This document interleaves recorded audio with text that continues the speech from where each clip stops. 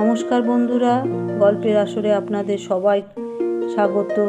আজ আবার উপস্থিত হয়েছি সেই সময়ের পরবর্তী পর্ব নিয়ে।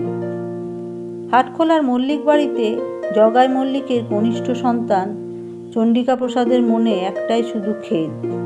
সে আর তার মধ্যম অগ্রজ মিলে তার পিতার শ্রাদ্ধ উৎসব করতে পারল না এখনো। এ বাড়িতে বিবাহযোগ্য এমন কোনো পুত্র বা কন্যা নেই যে তার বিবাহ উপলক্ষে খুব ধুমধাম করা যায়। বধূরা কোনো নতুন সন্তানও প্রসব করেনি যে তার অন্নপ্রাশনে জাঁকজমক করা যাবে। একটা কোনো সামাজিক উপলক্ষ তো চায়। খেমটা নাচ কিংবা বাই নাচ বসত বাড়িতে ঠিক জমে না। আর দোল দুর্গোৎসবে পোস্তার রাজবাড়ি কিংবা রানী রাসমণিকে কিছুতেই হার মানানো যাবে না। যতই ধুমধাম করো, লোকে তবু ওই দুই বাড়িতেই ছুটবে। লোকে কথায় কথায় বলে, শোভাবাজার রাজবাড়িতে ছেলের বিয়ের নেমন্তন্ন পেয়েছিলুম বটে, তেমনটি আর কেউ দেখাতে পারলে না। কিংবা হাটখোলার দত্ত বাড়িতে সেই যে মুখে ভাত হয়েছিল, তাকেই না বলে মুখে ভাত। ধন্যি ধন্যি, হাজার হাজার লোকের মুখে পোলাও কালিয়া উঠেছিল সেদিনকে। কিংবা ছেড়াদ্দ হয়েছিল সেই জোড়াসাঁকোর রামকমল সিংহীর, সে একেবারে রঙের গোলাম তুরুপ, আর তার উপর কেউ দেখাতে পারল না। এই মল্লিক বাড়িতে এখন শুধু একটি শ্রাদ্ধের অবকাশ আছে। তখন দেখানো যায় রামকমল সিংহের ছেলেরাই বা কতখানি, আর চণ্ডিকা প্রসাদও কত বড় বাপের বেটা। কিন্তু চণ্ডিকা প্রসাদের এই অভিলাষ মেটাবার জন্য তার পিতার কোনোই তৎপরতা নেই। জগাই মল্লিক যেন অজর অমর। তার বয়স বর্তমানে প্রায় 100 ছুঁই ছুঁই। তবু এখনও তিনি সজ্ঞানে সুস্থ শরীরে রয়েছেন। কানে শুনতে পান না, তার দন্তহীন মুখের বাক্য একটিও কেউ বুঝতে পারে না, তবু তিনি চলাফেরায় সক্ষম। চণ্ডিকা প্রসাদ তার বাপকে দেখে কখনো দীর্ঘশ্বাস ফেলে এবং কখনো কখনো ক্রোধে দাঁত কড়মড় করে। অবশ্য যতক্ষণ চণ্ডিকা প্রসাদ সুস্থ অবস্থায় বাড়িতে থাকে। ইদানিং এই চিন্তাটি যেন তার মস্তিষ্কে গেঁথে গেছে। এক এক সময় সে ক্ষিপ্ত হয়ে পিতাকে মারতে যায় আর চিৎকার করে বলে, হারামজাদা বুড়ো, বলছি যে তোর ছেড়াদের দেশ শুদ্ধ কাঁপিয়ে দেবো, তাও মরবি নি। আয়, আজ তোরই একদিন কি আমারই একদিন। ভৃত্যরা তৈরিই থাকে, তারা যথাসময়ে চণ্ডিকা প্রসাদকে ধরে ফেলে। বাইরে থেকে নেশায় টপ ভুজঙ্গ অবস্থায় বাড়িতে ফেরার সময় সে জড়িত গলায় হাঁক পাড়তে থাকে, মরেছে বুড়োটা, মরেছে। হ্যাঁ, যে আমায় আগে সুসংবাদ দিবি তাকে 5 মোহর বকশিস কবলাবো, মরেছে। হ্যাঁ।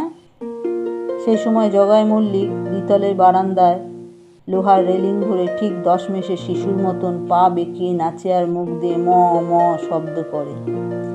একদিন জুড়ি গাড়ি থেকে চণ্ডিকা প্রসাদকে কয়েকজন ভৃত্য মিলে ধরাধরি করে নামালো। তার বাহ্য জ্ঞান নেই, কিন্তু সমস্ত শরীরটা তরকার অগ্নির মতন কাঁপছে আর গ্যাজলা বেরোচ্ছে মুখ দিয়ে। এক জবনী বেশ্যার বাড়িতে নাচের পাল্লা দিতে গিয়ে চণ্ডিকা প্রসাদ চেতন হারিয়ে মাটিতে পড়ে যায়। সেই থেকে আর জ্ঞান ফেরেনি। এ গৃহে এমনই অবস্থা যে কে কার চিকিৎসার ব্যবস্থা করবে তারও ঠিক নেই। জগাই মল্লিকের মধ্যম পুত্র কালীপ্রসাদই গৃহকর্তা, কিন্তু বিলাসিতা ও রঙ্গতামাশায় তিনি কম যান না। তবে কালীপ্রসাদের একটি অন্তত গুণ আছে, তিনি মত্ত অবস্থায় কখনো গৃহ আসেন না। শহরের বিভিন্ন প্রান্তে তার একাধিক রক্ষিতালয় আছে।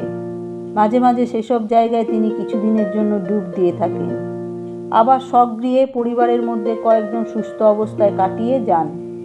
হয়তো সেই কারণে বিষয় সম্পত্তি সব এর মধ্যে গোল্লায় যায়নি। কিংবা জগাই মল্লিকের জ্যেষ্ঠ পুত্র কর্মবীর চিত্রপ্রসাদ এমন শক্ত বাঁধনে তাদের বিষয় সম্পত্তি বেঁধে দিয়ে গেছেন যে তার কিছু নষ্ট হবার বদলে দিন দিন যেন শ্রীবৃদ্ধি হচ্ছে। চণ্ডিকা প্রসাদকে যেদিন অচৈতন্য অবস্থায় বয়ে আনা হয় দৈবাৎ, সেদিন কালীপ্রসাদ গৃহেই ছিলেন। তিনি ব্যস্ত হয়ে কনিষ্ঠ ভাতার চিকিৎসার জন্য বড় বড় ডাক্তার কবিরা জানালেন। তারা একে একে সকলেই ফিরে গেলেন মুখ গোমরা করে। ভাবগতিক দেখে মনে হয় পিতৃসাধ্য করার সৌভাগ্য বুঝি চণ্ডিকা প্রসাদের হলো না, বরং চণ্ডিকা প্রসাদেরই শ্রাদ্ধ বুঝি তার পিতাকে দেখতে হবে। একদিন দুপুরে নিজের মহল ছেড়ে কুসুম কুমারী এলো মাঝমহলে পীড়িত খুড়শ্বশুরের অবস্থা জানতে। চণ্ডিকা প্রসাদের পত্নী দুর্গামণির সঙ্গ তার ভালো লাগে। এ বাড়িতে একমাত্র দুর্গামণির কাছেই কুসুম কুমারী দুটো মনের কথা কইতে পারে। দুর্গামণি চণ্ডিকা প্রসাদের তৃতীয় পক্ষ। কলকাতার ধনী পরিবারের একটি নিয়ম এই যে বাবুদের বাইরে যে কটি রক্ষিতায় থাকুক না কেন, বাড়িতে একটি স্ত্রী রাখতেই হবে। এক স্ত্রী মরলে আবার আরেকটি। কায়স্থ বা বৈশ্য সম্প্রদায়ের মধ্যে বহু বিবাহের বিশেষ চল নেই, কিন্তু এক পত্নী বিয়োগের পর আরেকটি পত্নী আনতে কোনো দোষ নেই। বাবু হয়তো মাসের মধ্যে একদিনও রাত্রে নিজ শয্যায় শয়ন গ্রহণ করে না, কিন্তু অন্তঃপুর শূন্য রাখা চলবে না। বাড়িতে একজন কষ্ট পেয়ে কান্নাকাটি না করলে রক্ষিতালয়ে আমোদ ঠিক জমে না। ভাগ্যবানের বউ মরে। প্রতিটি নতুন বিবাহ মানেই নতুন নতুন করে অর্থ এবং অলংকার প্রাপ্তি। চণ্ডিকা প্রসাদের ভাগ্য সেই হিসেবে ভালো। তার প্রথমা পত্নী মারা গেছে বিবাহের 2 বৎসরের মধ্যে। দ্বিতীয় পত্নী এ গৃহে 1 বৎসর অবস্থান করে আত্মঘাতিনী হয়েছিল। দুর্গামণি কান্নাকাটি কিংবা আত্মঘাতিনী হবার মতন পাত্রী নয়। সে অতিশয় তেজস্বিনী ও আত্মসম্মান সম্পন্না যুবতী। তার পিত্তালয় ফরসডাঙ্গায়, সেখানে সে কিঞ্চিত লেখাপড়াও শিখেছিল। তার নরাধম স্বামীকে সে প্রথম দিকে সুপথে আনবার অনেক চেষ্টা করেছিল, পারেনি। এখন সে নিজেই পারতপক্ষে তার স্বামীর মুখ দেখতে চায় না। দুর্গামণি একটি পশমি আসনে নকশা বুনছিল। কুসুম কুমারীকে দেখে বলল, আয় বস। কুসুম কুমারী জিজ্ঞেস করল, খুড়ি উনি কেমন আছেন গো? দুর্গামণি বললেন, ওই একই রকম। জ্ঞান ফেরেনি? না। ডাক্তাররা কি বলে গেলেন আজ? ডাক্তাররা কি বলে গেছেন তা আমিও বুঝিনি, তুইও বুঝবি নি। যদি ওর নিয়তিতে থাকে তবে বাঁচবেন। ওর নিয়তি না তোমার নিয়তি? আমার নিয়তি নিয়ে আমি মাথা ঘামাই নাকো। তুই তো জানিস আমি মাছ মাংস খেতে ভালোবাসি না। উনি গেলেন কি রইলেন তাতে আমার ভারী এলো গেল। কুসুম কুমারী চোখ কপালে তুলে বলল, ও মা, এ কি অলক্ষণে কথা! ছি ছি খুড়ি, এমন কখনো বলতে নেই। অন্য কেউ শুনলে কি ভাববে? দুর্গামণি ফিক করে হেসে ফেলে বলল, আমি বুঝি অন্যের কাছে বলতে গেছি? শুধু তোকেই তো বলি এসব কথা। সত্যি খুড়ি, তোমার বড্ড সাহস। দুর্গামণি মোটেই অবলা অন্তপুরিকাদের মতন নয়। সে বেশ লম্বা, শরীরের গড়নটিও ভালো। চণ্ডিকা প্রসাদ প্রায় তাকে প্রহার করে। চণ্ডিকা প্রসাদের তো গুণের ঘাট নেই। স্ত্রীকে প্রহার করাও তার বাসনা চরিতার্থ করার একটি অঙ্গ। দুর্গামণি একবার মাত্র একজন দাসীকে সঙ্গে নিয়ে গোপনে তার পিত্তালয় ফরাসডাঙ্গায় চলে গিয়েছিল। চণ্ডিকা প্রসাদ লোক পাঠিয়ে তার পত্নীকে আবার জোর করে ফিরিয়ে আনে। দুর্গামণির পিতার অবস্থা হঠাৎ পড়ে গেছে, তাই ধনী জামাইকে প্রতিহত করার ক্ষমতা তার নয়। সেবার চণ্ডিকা প্রসাদ দুর্গামণিকে খুব প্রহার করায় দুর্গামণিও উল্টে 2-1 ঘা দিয়েছিল। কুসুম কুমারী নিজের চোখে দেখেছে যে দুর্গামণি নেশায় সংজ্ঞাহীন তার স্বামীর গালে ঠাস ঠাস করে চড় মারছে।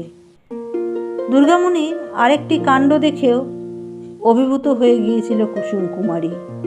দুর্গামণি নিজের হাতে একটি পত্র লিখেছিল ঈশ্বরচন্দ্র বিদ্যাসাগরকে। সেই পণ্ডিত বিধবাদের বিবাহ দেওয়ার জন্য সপ্তরথী ঘেরা অভিমন্যুর মতন লড়াই করছেন এবং এখন রাজদরবারে একটি আবেদন পাঠিয়েছেন। দুর্গামণি লিখেছিল, আপনার উদ্দেশ্যে 100 কোটি প্রণাম। আপনি সার্থক হইলে লক্ষ লক্ষ দুর্ভাগিনী আপনার পায়ে পূজা দিবে।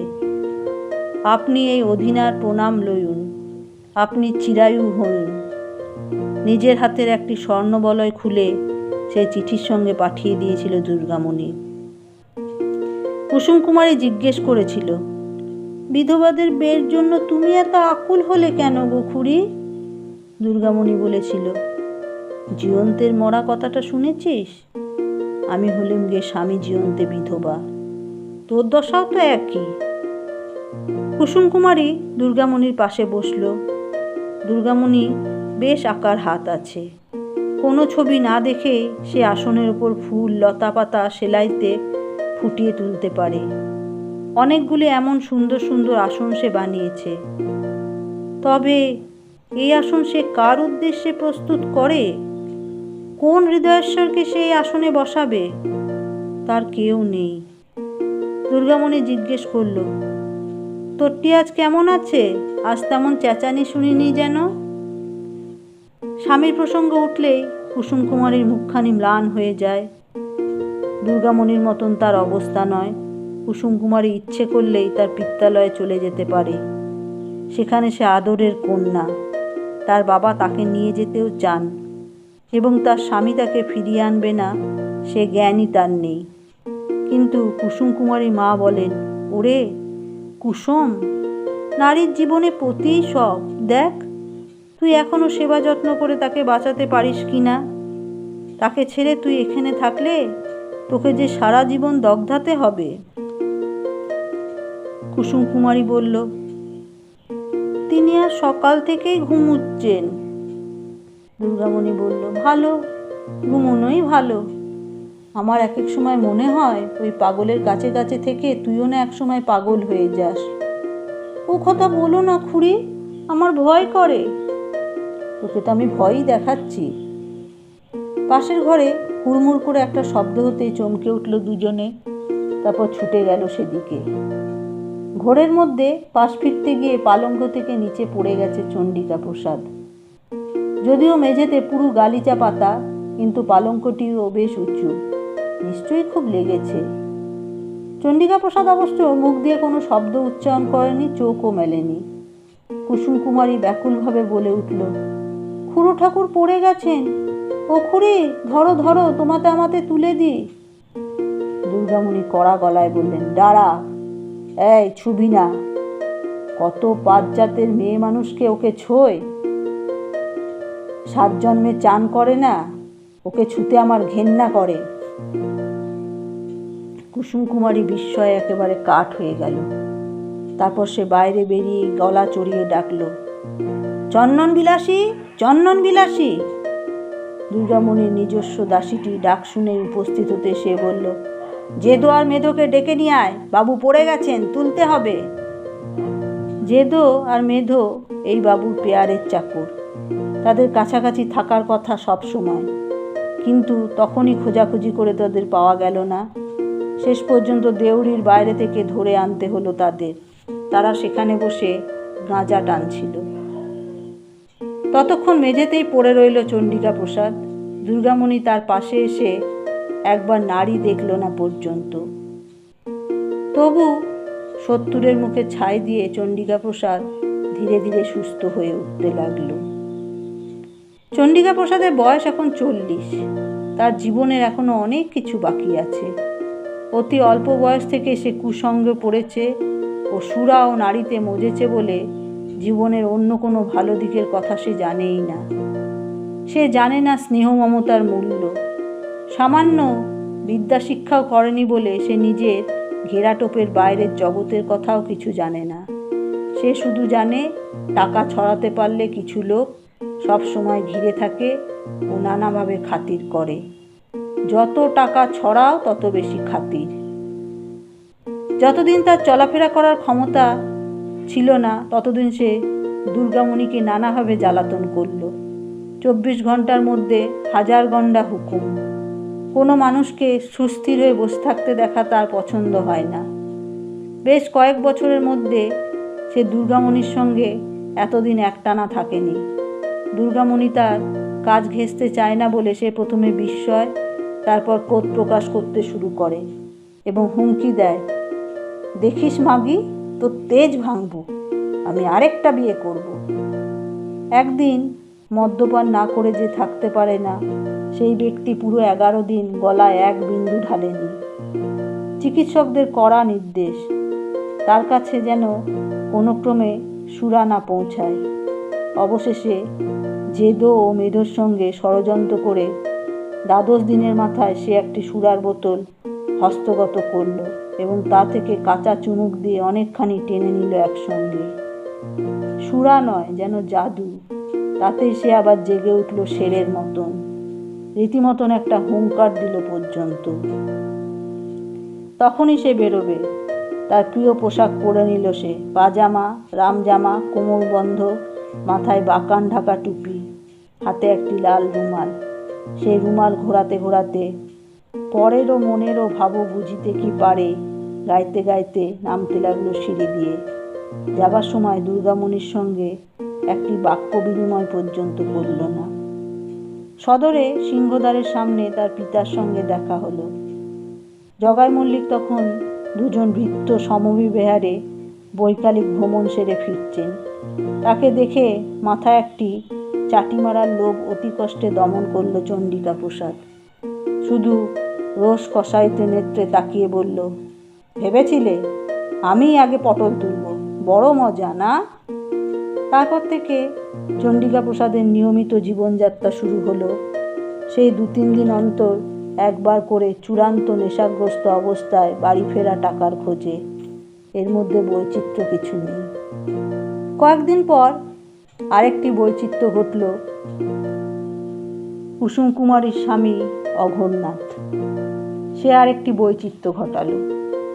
বহু পরিতাপের বিষয় এই যে এই পরিবারের সর্বশ্রেষ্ঠ সন্তানটি উন্মাদ। অঘোরনাথ জ্ঞান পিপাসু, মেধাবী যুবক। কাকাদের ভ্রষ্টাচার তাকে একটুও স্পর্শ করতে পারেনি, কিন্তু ধর্ম উন্মোদনায় বিঘ্ন ঘটায় সে মস্তিষ্ক ঠিক রাখতে পারল না। অঘোরনাথ গোড়ার দিকে থাকতো চুপচাপ, কোনো কথা না বলা কিংবা আপন মনে অর্থহীন শব্দ উচ্চারণই ছিল তার রোগের লক্ষণ। কিছুদিন হলো সে হিংস্র হয়ে উঠেছে। দীর্ঘকায় সুপুরুষ সে, শরীরে দারুণ শক্তি। একটি ভৃত্যের গলা টিপে তাকে প্রায় হত্যাই করছিল একদিন। তার থেকেও ভয়াবহ কথা, সে একদিন তার ঘুমন্ত জননীকে পাজাকলা করে তুলে 3 তলা থেকে ছুঁড়ে ফেলতে গিয়েছিল নিচে। সেদিন একটা কেলেঙ্কারি হয়ে যেত আর একটু হলে। অঘোরনাথকে এখন লোহার শিকল দিয়ে বেঁধে রাখা হয়। বাড়ির একটি অতি বৃদ্ধা দাসী ছাড়া সে আর কারুকে চিনতে পারে না। সেই দাসীটিই তাকে প্রত্যহ দুবেলা খাইয়ে দেয়। আর কেউ ধারে কাছে ঘেঁষলে সে চোখ ঘূর্ণিত করে গর্জন শুরু করে দেয়। হঠাৎ একদিন কোনো উপায়ে যেন অঘোরনাথ শিকল খুলে বেরিয়ে এলো। প্রথমে সে একটি বৃহৎ অতি সুদৃশ্য চিনেমাটির পাত্র ভাঙল আছাড় দিয়ে। তারপর অদূরে তার জননীকে দেখে তাড়া করে গেল। সারা বাড়িতে একটা দারুণ ত্রাসের সৃষ্টি হলো। ভূমিকম্পের সময় দিশাহারা মানুষের মতন সকলে ছুটল এদিক ওদিকে। মাথা ভর্তি ঝাঁকড়া ঝাঁকড়া চুল, মুখ ভর্তি গুম্ফো দাড়ি, কোমরে শুধু একটু ফালি জড়ানো। অঘোরনাথকে দেখায় যেন ভয়ঙ্কর রুদ্রের মতন। আজ বুঝি কারুর রক্ত না নিয়ে ছাড়বে না। ভৃত্যকুল ও দারবানরা ছুটে এলো তাকে সামলাবার জন্য, কিন্তু কেউ কাছে আসতে সাহস করে না। অঘোরনাথ যার দিকেই তাকায় সেই প্রাণ ভয়ে দৌড়ায়। চিৎকার চেঁচামেচিতেও কান পাতা দায়। কেউ ভগবানের নাম জপছে, কেউ বলছে কেল্লায় খবর পাঠাতে। কালীপ্রসাদের 2 পুত্র শিবপ্রসাদ ও অম্বিকা প্রসাদ দ্বিতলের বারান্দা থেকে নানা প্রকার নির্দেশ দিতে লাগলো ওই উন্মাদকে ধরবার জন্য। তাদের নিজেদের এগোবার সাহস নেই। অঘোরনাথ তখন নিচতলার উঠোনে এসে দাঁড়িয়েছে। তার জননী উপর থেকে হাপুস নয়নে কেঁদে বলছেন, ওরে, ওকে তোরা বাইরে যেতে দিসনি, তাহলে আর ওকে খুঁজে পাওয়া যাবে না। ওরে, যেমন করে পারিস ধর, আমি 1 ছোরা সোনার হার দেব, যে ধরবে। শিবপ্রসাদ ও অম্বিকা প্রসাদের নির্দেশে দারোয়ানরা শেষ পর্যন্ত বড় বড় লাঠি এনে পেটাতে লাগলো অঘোরনাথকে। দাঁড়িয়ে দাঁড়িয়ে সে মার খেতে লাগলো এবং গজরাতে লাগলো। একটা সুবিধা এই যে মানুষের প্রাণীদের মতো অঘোরনাথ কোনো অস্ত্র ধারণ করতে ভুলে গেছে। কোনো এক ভোজপুরির হাতের লাঠি যদি কেড়ে নিয়ে সে রুখে দাঁড়াতো, তাহলে অনেকেই ঘায়েল হতো। তার বদলে মার খেতে খেতে সে এক সময় পড়ে গেল মাটিতে। তখন 10-12 জন মিলে তাকে চেপে ধরে আবার শিকল নিয়ে এসে বাঁধল। অঘোরনাথকে শিকল বাঁধা অবস্থায় টানতে টানতে ফিরিয়ে আনা হলো তার কক্ষে। যেমন একটা বিরাট যুদ্ধ জয় করা গেছে, এইভাবে স্বস্তির নিঃশ্বাস ফেলল সকলে। শুধু বিনিয়ে বিনিয়ে কাঁদতে লাগলেন অঘোরনাথের জননী। তিনি কপাল চাপড়ে চাপড়ে বলতে লাগলো, কি কুক্ষণেই তোকে আমি নিষেধ করেছিলাম বাপ আমার কি কুগ্রহ। তুই বেম্ব হ, কেরেস্তান হ, তোর যার যা খুশি তুই তাই হ, শুধু একবার সাদা চোখ মেলে চা, আমায় একবার মা বলে ডাক। অঘোর বাপ আমার, একবার চেয়ে দেখ। তার পাশে পুত্তলির মতন দাঁড়িয়ে রয়েছে কুসুম কুমারী। তার যেন কথা বলারও শক্তি নেই। অঘোরনাথ যদি তাকে তাড়া করতে যেত তবে সে বুঝি পলায়নও করতে পারত না। তার স্বামীকে সকলে মিলে যখন বাঁশ পেটা করে মারছিল তখন সেও শিউরে শিউরে উঠছিল। কুসুম কুমারী যেন আর সহ্য করতে পারছে না। শাশুড়ির কান্না শুনতে শুনতে কুসুম কুমারীরও যেন একসময় মতিভ্রম হলো। সে হঠাৎ দৌড়ে গিয়ে ঝাঁপিয়ে পড়ল তার স্বামীর শিকল বাঁধা পায়ের উপর। সেখানে মাথা কুটতে কুটতে সে বলতে লাগলো, আপনি ভালো হয়ে উঠুন, আপনি ভালো হয়ে উঠুন, এটা ওনাকে ভালো করে দাও। অঘোরনাথ চোখ মেলে দেখল একবার, সেই চোখে বিস্ময়। ভাবখানা যেন এ আবার কে।